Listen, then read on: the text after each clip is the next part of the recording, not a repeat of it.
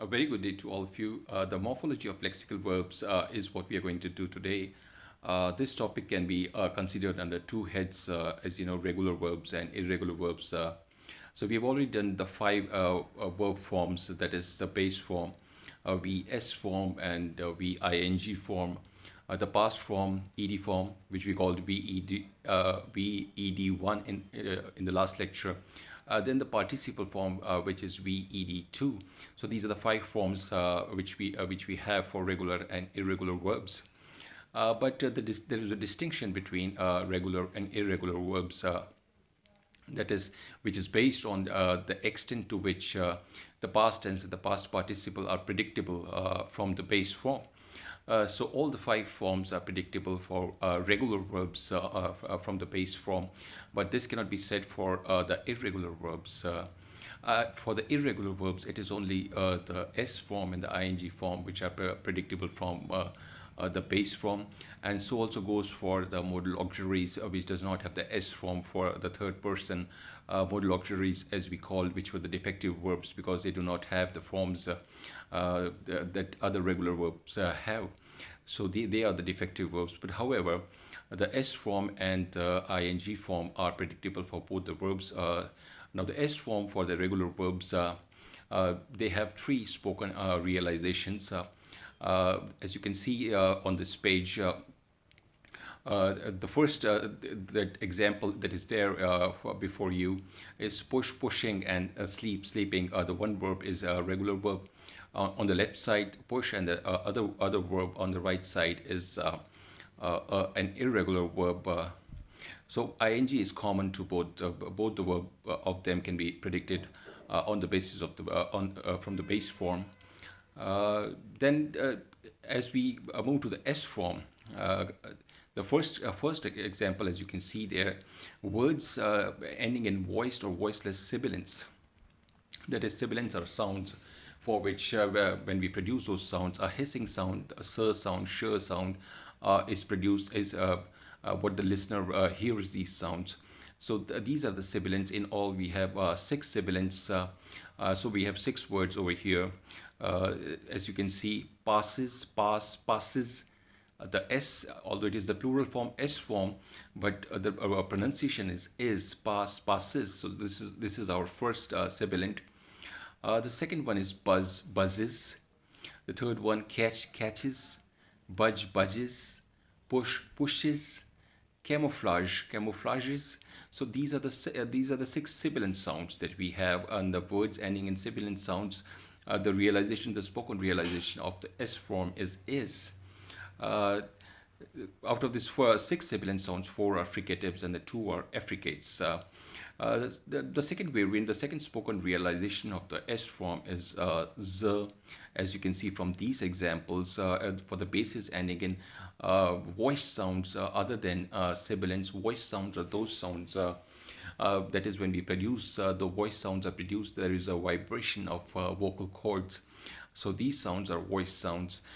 As you can see, three examples again on this page. The first one is call, calls. It's z, it's not sir. And rob, robs. Flow, flows. So this is the second spoken realization of the S form. As you can see on this page, it also goes for the verbs do and go, do, does, and goes, for say, says, have, has. So this is the second realization, the second spoken realization. So Z, the first one we did was is. Now we come to the realization, the third spoken realization for the words ending in voiceless sounds. As you can see on this page, the first word is cut, cuts. T is a voiceless sounds. As voice sounds were the ones for which there was a vibration of vocal cords. The voiceless sounds are the vibration does not take place. So the cut, that it ends in t, that cut, cuts, lock, locks, and sap, saps. All the sounds, the word ending sounds are all voiceless. So the realization, that is the S form, is realized as sir, not z, not I, not is, as was the case in sibilants, as was the case in voice sounds. But here we have voiceless sounds for which the realization for which the pronunciation is sir. So the same is the case for past and ed participle. Again, as you can see on this page, the past, we named the past as VED1, the past tense form, and the ed participle form was VED2. So like the S form, we have again three spoken realization, three variants for the words, for the bases ending in alveolar stops, d and t. We have id, like as you can see on this page. The first example is pad. So if the past tense and the past participle are padded. The second one is pat, and it's patted. The first word ends in the voiced sound. D is the voiced sound, and t is the second word. The t is the voiceless counterpart of this sound. So this was the first variant. The second variant is bases ending in voiced sounds other than d. Uh, so it's mo, mowed, budge, budged. Unlike the first one, which was id, the pronunciation is d, mowed, and budged. So the third variant is for the voiceless sounds other than t. The first example is past. Past is not. It's not d. It's not it. It's t. Past. And the second one is pack. Packed. So these are the three realizations for spoken realizations for past and the ed participle. So till now, the regularity was that we have been talking about was strictly connected with pronunciation. Now the regularity that we will be talking about is connected to the spelling rules. As far as the spelling rules are concerned, on addition of s, ing, and ed, for take the case of verb look, it is looks, looked, and looking. But however, there are a few.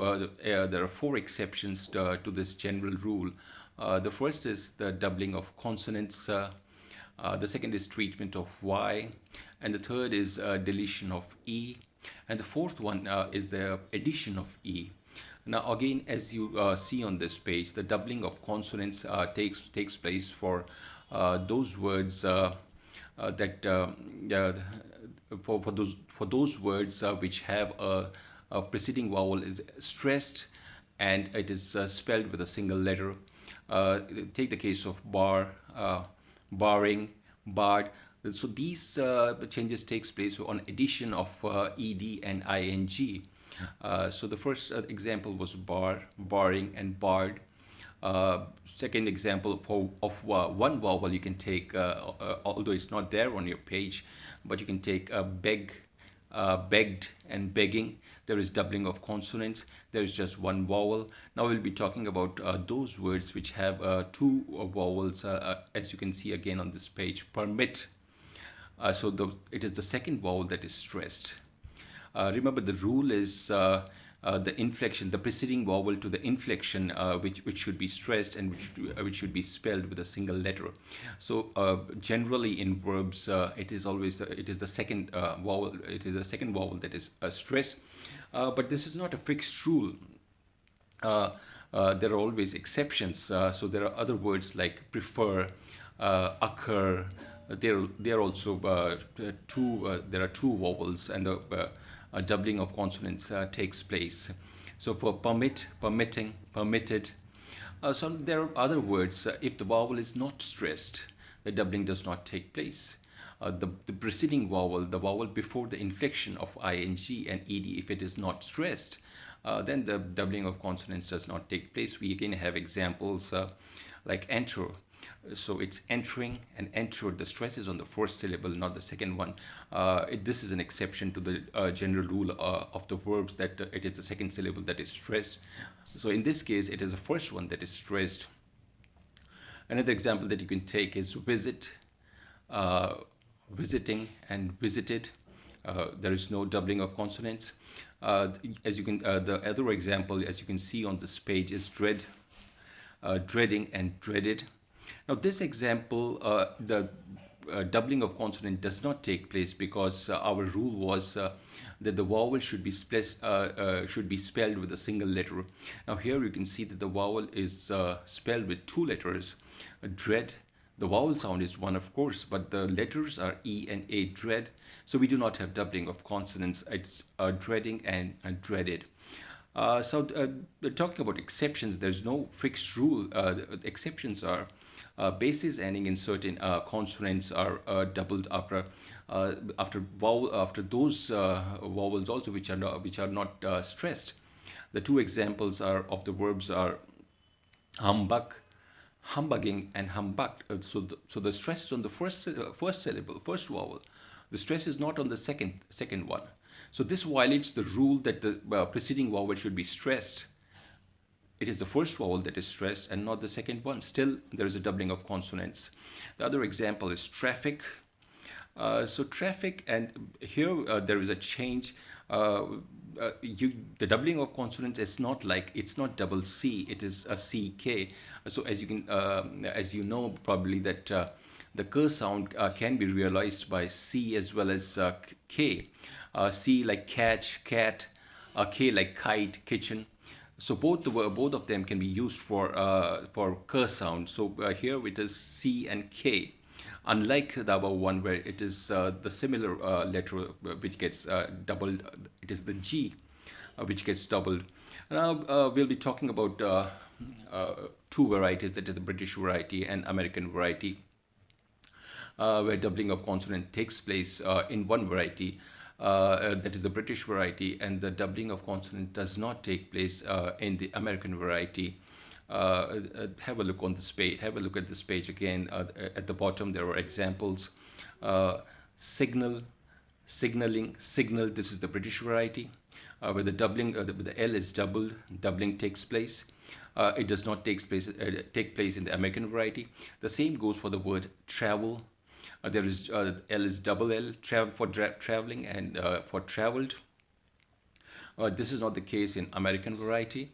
There are other two more words like program, doubling of M for British variety, but no doubling for American variety. There is worship, again doubling for British variety, no doubling for American variety. But there are certain words for which remain same in both the varieties, both the British varieties as well as American varieties. Verbs like envelop, develop, gallop, gossip, they are some of the verbs which do not change and are the same for both the varieties in both British and American varieties. Now this was another feature which is an exception to the rule is the treatment of Y. Now treatment of Y are, as you can see on this page, those a consonant plus Y on addition of S and ED. See the Y changes to Y, there is a deletion of Y as you can see on this page. The example is carry, the verb carry. On addition of S, Y goes away and in its place comes E and I and E. So carry becomes carries. For ed, carry becomes carried. But the third thing is on addition of inflection ing, Y is retained. It does not get deleted. So we have carrying, we have Y, plus we also have the ing. So in the two cases, that is on addition of S and on addition of ed, the changes take place. The Y goes away. But for the inflection ing, the Y is retained. Y is not deleted. Again, Y also changes to I for the following verbs, as you can see on this page. Lay, laid, Y goes away, and laid. Pay, paid. Say, said, although this say and said. Say, the vowel change is also there as is written, as you can see on this. The vowel change is there because say has a diphthong. It's say. And said has one vowel. In say there are two vowels, so it is a diphthong. In said it is just one vowel. Again, for the bases ending in IE are replaced by Y before the ing inflection, as you see at the bottom. Die, IE is replaced by Y, dying. Lie, IE is again replaced by Y, lying. Now we come to the third exception, that is the deletion of E.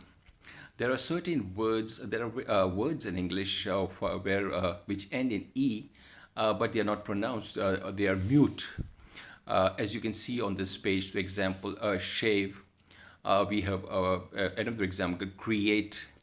So shave, we have it ends in ver, and e is there as a mute. We do not pronounce e.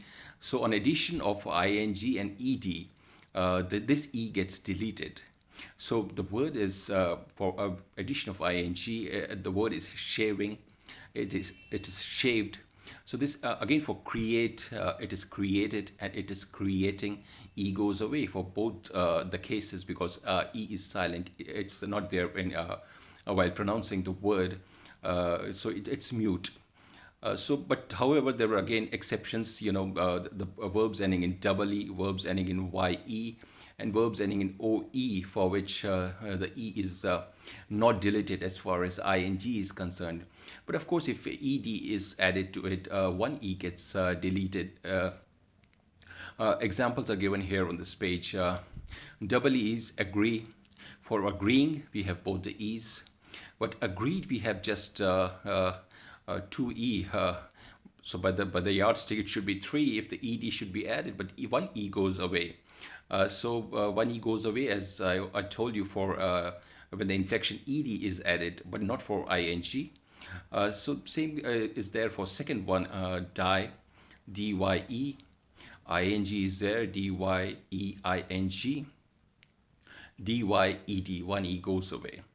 The third one is oe, ho, hoeing, and hoed. Hoeing, e is there, and for hoed, e goes away. Then for ge, singe, singeing, e is there, singed, one e is there. Now, the fourth one is the addition of e. Till now, we were talking about, in this third case, we were talking about the deletion of e for the words where e is mute. Now we talk about those words where we have to add an e. So e is added to, as you can see on this page, for example, that e is added to the basis, which is for basis which end in e is of course there, but which end in sibilant sounds like refuse. So it's refuses, and fish, fishes. So e is retained. Fish, e is retained. We have to add e. E does not, of course, e is not there, but e is, we have to add an e. Like we added e, refuse for refuse, e was there. So is the case with fish, e is added.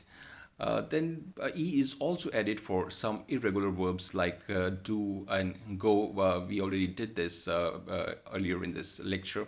But for do, e is added when suffix es is added, and the pronunciation is for do, does, go, goes. So e is added in both the cases for do and does. It is also added for bases ending in sibilants, as we saw in refuse, refuses, fish, fishes. So we talked about the regular verbs. We talked about regular and irregular, how they can be read under two heads, regular and irregular. There are various spoken realizations, their spelling forms, and their exceptions. In the next lecture, we'll be dealing with irregular verbs. Thank you very much.